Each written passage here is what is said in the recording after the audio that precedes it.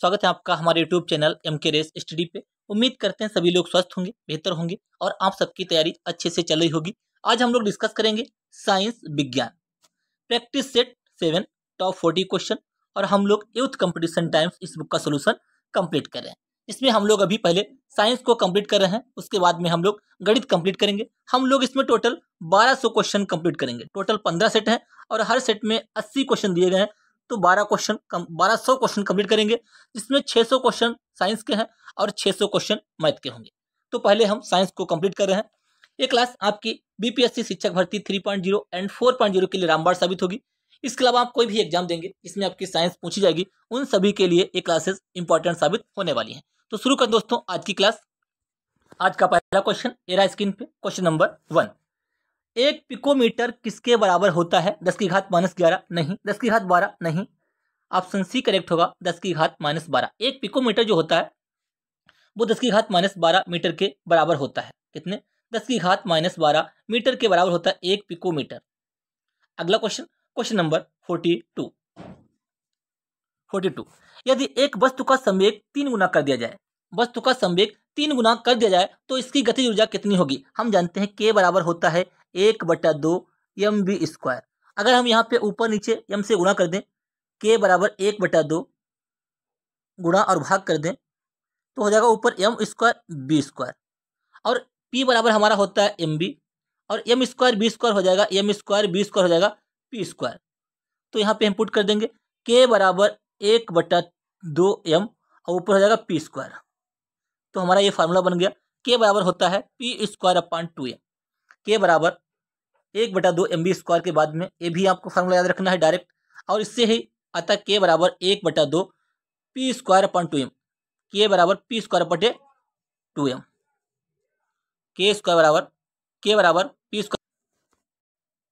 k बराबर 1/2 mv² आपको direct याद रखना है। इसके अलावा k बराबर p²/2m। दो फार्मूले आपको यहाँ पे ध्यान रखने हैं। अब हम यहाँ पे किसका यूज करेंगे? हम यूज करेंगे k बराबर p²/2m। यदि संवेग है तो हमारे यहाँ क्या होगा, k directly proportional to p²। हम बस इतने से ही मान निकाल लेंगे। क्या है, संवेग दिया है कि 3 गुना कर दें, तो p के स्थान पे अगर हम k जो है p के स्थान पे 3 गुना कर दें तो 3p², 3 3 9, तो k बराबर हमारा कितना जाएगा 9। पहले का 9 किया जाएगा, बस यहाँ से डायरेक्ट निकाल लेंगे। k बराबर मूल मान का 9 गुना हो जाएगा। ठीक है, मूल मान का 9 गुना हो जाएगा। आपको एक करने की जरूरत नहीं है, k1 निकालें पहले, फिर k2 निकालें, p1 करें, p² करें, ये कुछ नहीं करने, डायरेक्ट आप ये निकालें। k जहाँ पे p दिया है p², इस पे यहाँ पे मान रखेंगे, 3p हो जाएगा, 3 3 9, बस k बराबर 9, पहले का 9 गुना। ऑप्शन सी करेक्ट होगा। अगला क्वेश्चन, क्वेश्चन नंबर जो गतिज ऊर्जा है वो पहले की 9 गुना हो जाएगी। ठीक है, नेक्स्ट, निम्नलिखित में से दाब का विमा सूत्र क्या होता है? दाब, हम जानते हैं दाब क्या होता है, एकांक क्षेत्रफल पर लगने वाले बल को हम दाब कहते हैं। P बराबर F/A। दाब का मात्रक होता है न्यूटन प्रति मीटर स्क्वायर या पास्कल होता है मेरे भाई, क्या होता है, या पास्कल होता है। इसका जो विमा सूत्र होता है F बराबर होता है ma/A।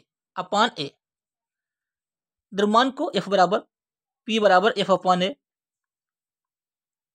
F बराबर ma/A। ये यहाँ पे एरिया है और एक स्मॉल ए क्या है, ये एक त्वरण है। ठीक है, तो द्रव्यमान को हम, इसका मात्रक किग्रा होता है, इसको हम किससे रिप्रेजेंट करते हैं? इसे हम m से करेंगे, m। त्वरण का मात्रक L/2 मीटर पर सेकेंड स्क्वायर बटे एरिया का L², एक कैंसिल कर देंगे यहाँ पे। तो ये जब L ऊपर जाएगा तो आ जाएगा m L/-1 T/-2, m L/-1 T/-2। ये हमारा करेक्ट हो जाएगा, m L/-1 T/-2, m L/-1 T/-2। Option B correct होगा। अगला क्वेश्चन 43 का ऑप्शन बी। अगला question, question number 44। Question number 44, kelvin पैमाने पर पानी का हिमांक क्या है? केल्विन पैमाने पर जो होता है वो पानी का हिमांक क्या? हिमांक मतलब कितने पर पानी जमता है, कितने पे पानी 0 डिग्री सेंटीग्रेड पर जमता है। तो अगर हम इसको केल्विन में कन्वर्ट करेंगे 273.15 केल्विन। ऑप्शन डी करेक्ट होगा, 273.15 केल्विन। ऑप्शन डी करेक्ट हो जाएगा। अगला क्वेश्चन, क्वेश्चन नंबर 45, तेज गति से आने वाली क्रिकेट गेंद को पकड़ते समय एक क्षेत्ररक्षक अपनी बाहों को पीछे की ओर क्यों कर लेता है? क्योंकि वह घबरा गया? नहीं भैया, घबराया नहीं है। क्योंकि इसमें गेंद को लक्ष्य बनाने की मदद मिलती है? नहीं भैया। क्योंकि वह लंबे समय तक कम बल का अनुभव करता है? क्योंकि वह लंबे समय तक कम बल का अनुभव करता है। एक करेक्ट हो जाएगा। अपने जब हाथ पीछे को ले जाएगा, तो जब हाथ पीछे को ले जाएगा तो उसका जो इस पे जो है उसका जो एरिया है, दाब जो उसका है, दाब उस पर कम लगेगा, बल कम लगेगा। ठीक है, ऑप्शन सी करेक्ट हो जाएगा। अगला क्वेश्चन, डेयरी में प्रयोग किए जाने वाले दूध से क्रीम को अलग करने की क्या होती है? अपकेंद्रीकरण। किसी से अलग करने की जो विधि होती है, दूध से क्रीम को अलग करना, क्या होता है? अपकेंद्रीकरण होता है। क्या होता है मेरे भाई? अपकेंद्रीकरण। अगला क्वेश्चन, क्वेश्चन नंबर 47, उस तापमान को क्या कहते हैं जिस पर वायुमंडलीय दाब पर द्रव उबलना शुरू कर देता है? जब क्या होता है, द्रव जो हमारा क्या होता है, जो उबलना शुरू, गलनांक नहीं, ठोस से द्रव उबलता है, क्वथनांक, बॉइलिंग पॉइंट क्या कहते हैं उसे? क्वथनांक कहते हैं। बॉइलिंग पॉइंट जब कोई द्रव उबलना शुरू करता है उसे कहते हैं क्वथनांक। ऑप्शन सी करेक्ट हो जाएगा। अगला क्वेश्चन, क्वेश्चन नंबर,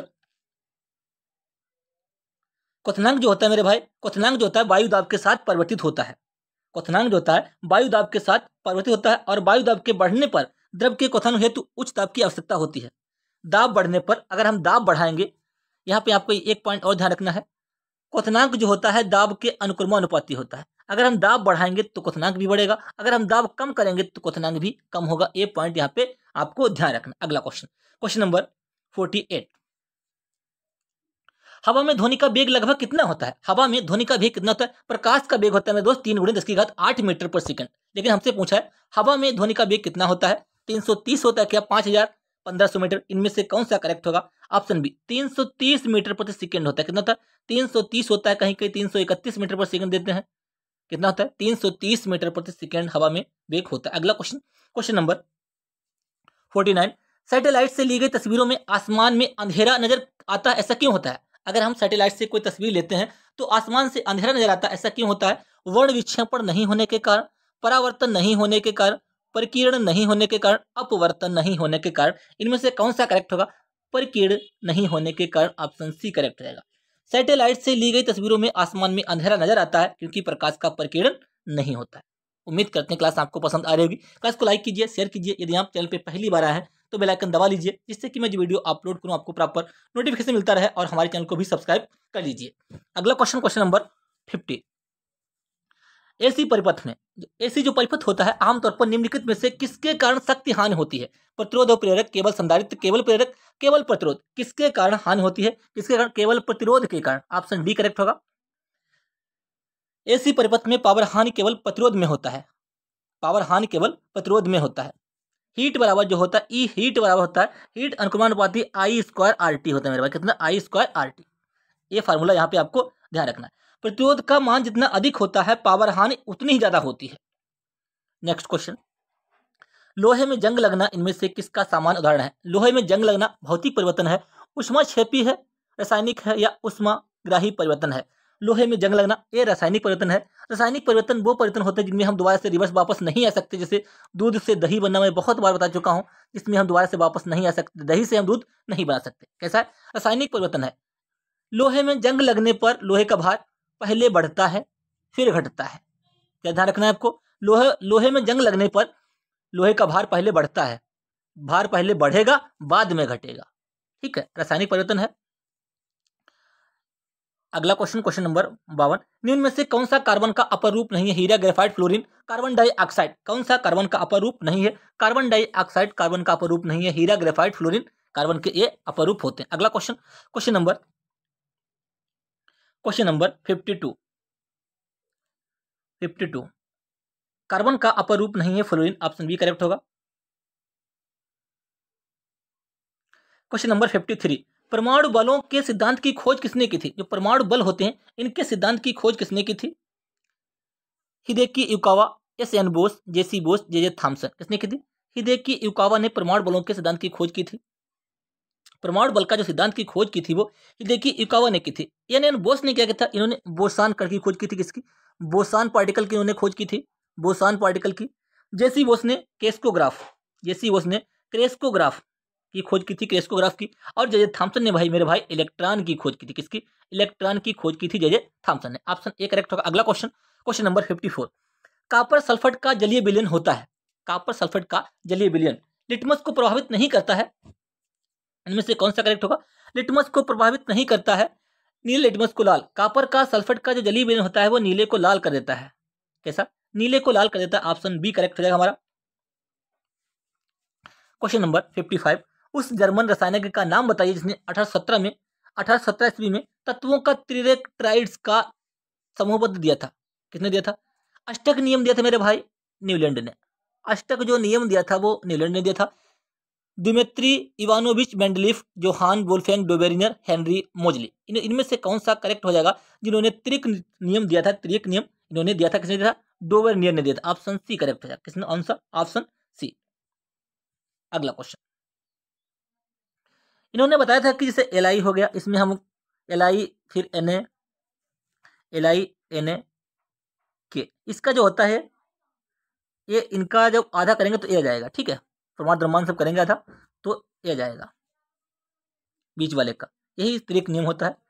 3 तत्वों को आपस में लेकर इन्होंने ट्राइड्स का नियम दिया था डोबेरिनर ने। अगला क्वेश्चन, क्वेश्चन नंबर 56, नाइट्रोजन का प्रयोग विद्युत बल्बों में किया जाता है क्योंकि नाइट्रोजन का प्रयोग विद्युत बल्बों में किस लिए किया जाता है? नाइट्रोजन का प्रयोग विद्युत बल्बों में किया जाता है क्योंकि दहन को सपोर्ट समर्थन नहीं करता। क्या? दहन को सपोर्ट समर्थन नहीं करता। ऑप्शन सी करेक्ट हो जाएगा। बल्ब क्या होता है? बल्ब एक खोखला गोला होता है जिसके अंदर से वायु निकाली जाती है ताकि इसमें गर्म तंतु से ऑक्सीजन ऑक्सीकृत ना कर पाए और बल्ब की दक्षता एवं आयु बढ़ जाती है। बल्ब के अंदर मौजूद वायु निकालकर अक्रिय गैस और नाइट्रोजन को भर दिया जाता है। किसको? अक्रिय गैस और नाइट्रोजन को बल्ब के अंदर भर दिया जाता है। नेक्स्ट क्वेश्चन, क्वेश्चन नंबर 57, प्याज काटते समय आंखों में जलन पैदा करने वाला यौगिक कौन है? कार्बन है, नाइट्रोजन है, सल्फर है, हाइड्रोजन है। इनमें से कौन सा करेक्ट होगा? सल्फर। जब हम प्याज को काटते हैं आपने अक्सर देखा हुआ आंखों में जलन पैदा होती है, आंखों से आंसू निकलने लगते। क्या है? सल्फर उसमें प्याज में होता है। अगला question, question number 58, question number 58, जलाने पर निम्नलिखित में से कौन सी धातु ज्वाला को पीला रंग प्रदान करती है? अगर हम उसको जलाएंगे तो ज्वाला को कौन सी जो पीला रंग प्रदान करेगी? इनमें से कौन सा करेक्ट होगा? Potassium, calcium, barium, sodium. Sodium को जब हम जलाएंगे, सोडियम क्या एक रासायनिक तत्व है? सोडियम क्या है? एक रासायनिक तत्व है। जब हम सोडियम को जलाएंगे तो क्या करेगा? ज्वाला को पीला रंग प्रदान करता है। ऑप्शन ए करेक्ट हो जाएगा। ऑप्शन ए करेक्ट हो जाएगा। अगला क्वेश्चन, क्वेश्चन नंबर, सोडियम क्या करता है? सोडियम जो होता है जल से क्रिया करके क्या देता है? ये सोडियम हाइड्रोक्साइड देता है और हाइड्रोजन मुक्त करता है। ये बहुत पूछा था, इंपॉर्टेंट है, ध्यान रखना। अगला क्वेश्चन, क्वेश्चन नंबर 59, भूपर्पटी में सर्वाधिक प्रचुर मात्रा में पाई जाने वाली धातु कौन सी है? भूपर्पटी में एल्युमिनियम, कैल्शियम, लोहा, सोडियम, कौन सी प्रचुर मात्रा में भूपर्पटी में पाई जाती है? एल्युमिनियम मेरे भाई पाई जाती है। भूपर्पटी पूछा है, किस पे? भूपर्पटी पर एल्युमिनियम सर्वाधिक मात्रा में पाई जाती है। अगला क्वेश्चन, क्वेश्चन नंबर 60, साबुन का उत्पादन होता है। साबुन का उत्पादन किसके द्वारा होता है? ग्लिसरॉल के साथ क्षार की क्रिया, वसा का घुलनशील हाइड्रोक्साइड के साथ कैल्शियम तथा मैग्नीशियम आयनों की क्रिया, डोडिसाइल बेंजीन का H2SO4 तथा फिर एनोज के साथ क्रिया। ऑप्शन ए करेक्ट होगा। ग्लिसरॉल के साथ क्षार की क्रिया के साथ साबुन का उत्पादन होता है। ऑप्शन ए करेक्ट है। अगला क्वेश्चन, क्वेश्चन नंबर 61, रक्तचाप को मापने के लिए, जो रक्तचाप होता है, ब्लड प्रेशर होता है, को मापने के लिए चिकित्सकों द्वारा उपयोग किया जाने वाला उपकरण का नाम बताइए।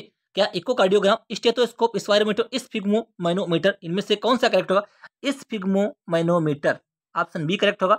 इसके द्वारा क्या करते हैं डॉक्टर लोग? रक्तचाप को मापते हैं। अगला क्वेश्चन, क्वेश्चन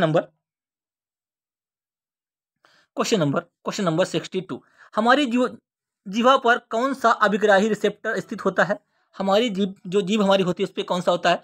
प्रकाशग्राही, तापग्राही, घ्राणग्राही, रस संवेदी। क्या होता है? रस संवेदी। हम जो है कोई चीज जब खाते हैं उसका आनंद लेते हैं कि इसका रस कैसा है, खाने में अच्छा लग रहा है, कड़वा लग रहा है, मीठा लग रहा है, किस टाइप का। ये ऑप्शन सी करेक्ट होगा। अगला क्वेश्चन, क्वेश्चन नंबर 63, दांत का इनेमल किससे बना होता है? दांत का सबसे मजबूत पार्ट है इनेमल। इनेमल किसके बनाता है? कैल्शियम फास्फेट का बनाता है क्या मेरे भाई? क्या मेरे भाई ये कैल्शियम फास्फेट का बना होता है? क्या मेरे भाई ये कैल्शियम फास्फेट का? ऑप्शन डी करेक्ट होगा। हाँ जी, ये कैल्शियम फास्फेट का बना होता है। अगला क्वेश्चन, क्वेश्चन नंबर 64, हृदय की धड़कन का पता लगाने के लिए कौन सा यंत्र सहायक होता है? हम लोग जब बीमार पड़ते हैं, जब डॉक्टर के पास जाते हैं तो डॉक्टर क्या करता है? हमारे सीने के पास से छोटा सा गोल टाइप का लगाता है, वो फिर अपने कानों में लगाता है, देखता है कि हमारी धड़कन कितनी तेज चल रही है और ये क्या है, इससे हमारे वो क्या मापने का, दिल की धड़कन मापने की कोशिश करता है। वो कौन सा यंत्र होता है, उसे हम क्या कहते हैं? उसे भैया स्टेथोस्कोप कहते हैं। क्या कहते हैं? उसे स्टेथोस्कोप कहते हैं। हृदय की धड़कन का पता लगाने के लिए स्टेथोस्कोप का यंत्र का प्रयोग किया जाता है। अगला क्वेश्चन, क्वेश्चन नंबर 65, मानव शरीर की पीएच रेंज कितनी होती है? जो मानव शरीर की जो पीएच रेंज होती है वो कितनी होती है? मानव के जो रक्त होता है उसका पीएच कितनी होती है? 7.4। रक्त का पीएच कितना होता है? रक्त एक तरल संयोजी ऊतक होता है।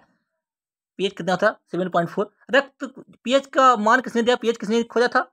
पीएच को खोजा था सोरेनसन ने। पीएच को सोरेनसन ने खोजा था। मानव शरीर की पीएच मान जो होता, पीएच रेंज कितनी होती है? 7.5 से 7.35 से 7.45। ऑप्शन डी करेक्ट होगा। 8, 5 ये कुछ नहीं होता है। 7.35 से 7.45, क्योंकि मानव का जो रक्त होता है उसका पीएच मान 7.4 होता है। अगला क्वेश्चन, क्वेश्चन नंबर 66, पहले चरण के आरंभ में ऑक्सीशोषण जो ऑक्सीजन की उपस्थिति में होता है के दौरान उत्पन्न उभयनिष्ठ उत्पाद निम्न में से कौन सा होता है? एथेनॉल, पायरुवेट, लैक्टिक अम्ल, जल। इनमें से कौन सा करेक्ट होगा? ऑप्शन बी, पायरुवेट उत्पन्न होता है। ऑप्शन बी करेक्ट होगा। अगला क्वेश्चन, क्वेश्चन नंबर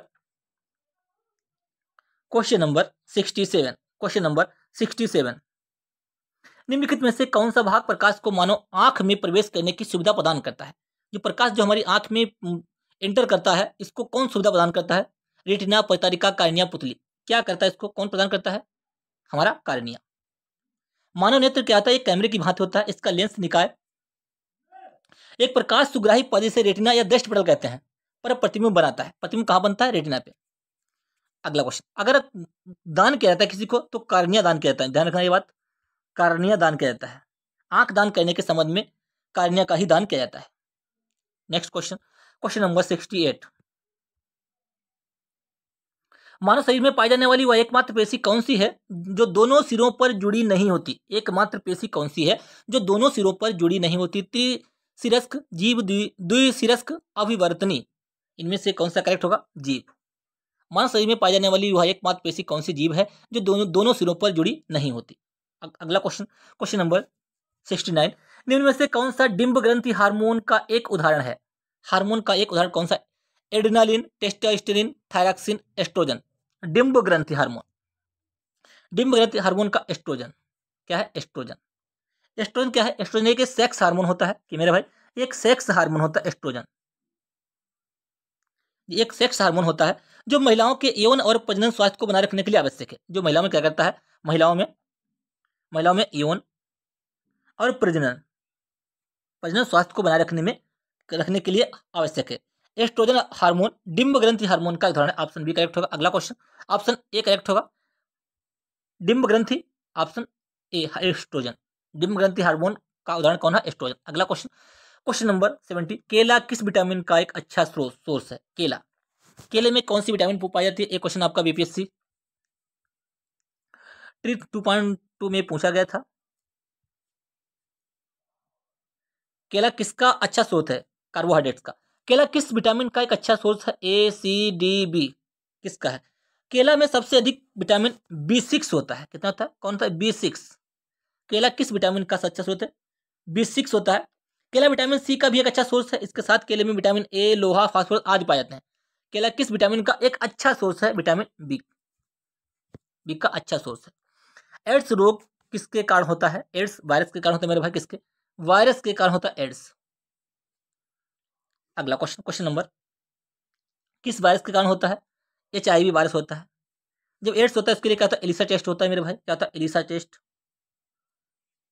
एड्स का परीक्षण किसके द्वारा? एलिसा टेस्ट के द्वारा। अगला क्वेश्चन, मलेरिया परजीवी का प्राथमिक प्रपोषी है। मलेरिया परजीवी मादा एनाफिलिस, मादा क्यूलेक्स, मादा नर एनाफिलिस, नर क्यूलेक्स। नर का कोई रोल नहीं होता है। नर का कोई रोल नहीं होता है मेरे भाई। क्या होता है? मादा एनाफिलिस। मलेरिया परजीवी का प्राथमिक परपोषी है मादा एनाफिलिस। ऑप्शन सी करेक्ट होगा। मलेरिया प्लाज्मोडियम नामक परजीवी से होता है। किससे? मलेरिया जो होता है प्लाज्मोडियम परजीवी से होता है, प्लाज्मोडियम प्रोटोजोआ। अगला क्वेश्चन, क्वेश्चन नंबर 73, अधिकांश कोशिकीय प्रक्रियाओं के लिए ऊर्जा मुद्रा क्या होती है? ATP। क्या होती है? Adenosine triphosphate. क्या होती है?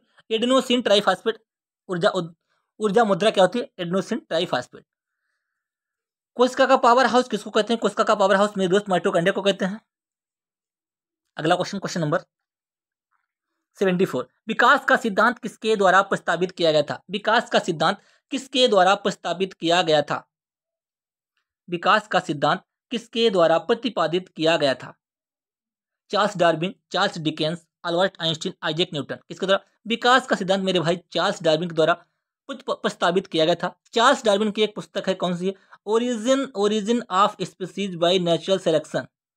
ये किसकी? ओरिजिन ऑफ द स्पीसीज किसकी बुक है? ये द ओरिजिन ऑफ स्पीसीज, आपको ध्यान रखना, ये चार्ल्स डार्विन की पुस्तक है। अगला क्वेश्चन, क्वेश्चन नंबर 75। जलीय प्राणी जैसे मछलियां अपशिष्ट का उत्सर्जन इनमें से किस रूप में करती हैं? श्वेत लवण, अमोनिया, यूरिया, यूरिक अम्ल। मछलियां जो होती हैं वो किस रूप से क्या है, अपशिष्ट का उत्सर्जन करती हैं? किस रूप से करती हैं? वो अमोनिया के रूप में। जलीय प्राणी मछलियां अपशिष्ट का उत्सर्जन अमोनिया के रूप में उत्सर्जित करती हैं, जो सीधे जल में घुल जाती है, करती हैं जो सीधे जल में घुल जाती है। Next question, question number 76। पादपों के समूह के अंतर्गत सबसे साधारण केंद्रीय संरचना वाले पादप कहलाते हैं? कौन से? पादपों के समूह के अंतर्गत सबसे साधारण केंद्रीय संरचना वाले पादप किस वर्ग में आते हैं? सबसे साधारण थैलोफाइटा वर्ग में आते हैं। किसमें? थैलोफाइटा। अगला क्वेश्चन, ब्रायोफाइटा को पादप जगत का उभयचर कहते हैं, पिछली क्लासों में मैंने बताया है। फर्न पौधे में बीजाणु कहाँ पर स्थित होते हैं? फर्न पौधे में बीजाणु कहाँ पर स्थित होते हैं? बीजाणुधानी नामक विशेष शाखाओं पर नहीं भैया, पुष्प केंद्र नहीं भैया, पुरानी प्रकृति पर नहीं, पत्तियों की निचली सतह पर। कहाँ पे? पत्तियों की निचली सतह पर। ऑप्शन डी करेक्ट हो जाएगा। फर्न पौधे में बीजाणु कहाँ पर स्थित होते हैं? पत्तियों की निचली सतह पर, ऑप्शन डी। अगला क्वेश्चन, क्वेश्चन नंबर 78। मैग्नोलियोफाइटा पुष्पीय पादप होते हैं जिन्हें भी कहा जाता है। मैग्नोलियोफाइटा किस वर्ग के अंतर्गत आते हैं? इनमें से हमको एक चूज करना है, किसके अंतर्गत आते हैं? ये पुष्पीय पादप होते हैं जिन्हें आवर्तबीजी एंजियोस्पर्म कहते हैं। इन्हें आवर्तबीजी एंजियोस्पर्म कहते हैं। इन पौधों के जो बीज होते हैं चोल से ढके होते हैं। क्या होते हैं? एंजियोस्पर्म आवर्तबीजी, यानी कि ढके हुए होते हैं, इन पर एक आवरण होता है। नेक्स्ट क्वेश्चन, जिम्नोस्पर्म होते हैं, नग्नबीजी होते हैं, जो ढके नहीं होते। क्वेश्चन नंबर सेकंड लास्ट, खाना बनाने एवं स्वाद हेतु प्रयोग किया जाने वाला अदरक एक राइजोम है। अदरक जो है एक राइजोम है, वो क्या है? जड़ है, तना है, क्या है? भूमिगत तना है, भूमि के ऊपर तना है, क्या हो जाएगा? अदरक जो होता है एक भूमिगत तना है मेरे भाई, ऑप्शन ए करेक्ट होगा। अदरक हल्दी हो गया, अदरक हो गया, हल्दी हो गया, आलू हो गया, क्या है? ये भूमिगत तने के उदाहरण, ऑप्शन ए करेक्ट होगा। अगला क्वेश्चन और का लास्ट क्वेश्चन, क्वेश्चन नंबर 80। रात के समय प्रकाश संश्लेषण के बिना खाली स्थान का उत्सर्जन एक मुख्य विनिमय गतिविधि है। रात के समय प्रकाश संश्लेषण के बिना किसका उत्सर्जन एक मुख्य विनिमय गतिविधि है? किसका होता है? रात के समय में भैया कार्बन डाइऑक्साइड पेड़ पौधे छोड़ते हैं, ऑप्शन बी करेक्ट हो जाएगा। रात के समय प्रकाश संश्लेषण के बिना कार्बन डाइऑक्साइड उत्सर्जन एक विनिमय गतिविधि है, ऑप्शन बी करेक्ट होगा। उम्मीद करते हैं क्लास आपको पसंद आई होगी। क्लास को लाइक कीजिए, शेयर कीजिए। यदि आप चैनल पे पहली बार हैं तो बेल आइकन दबा लीजिए, जिससे कि मैं जब वीडियो अपलोड करूं आपको प्रॉपर नोटिफिकेशन मिलता रहे और अपनी तैयारी को बेहतर करते रहिए। आज हम लोग 7 सेट कंप्लीट कर चुके हैं।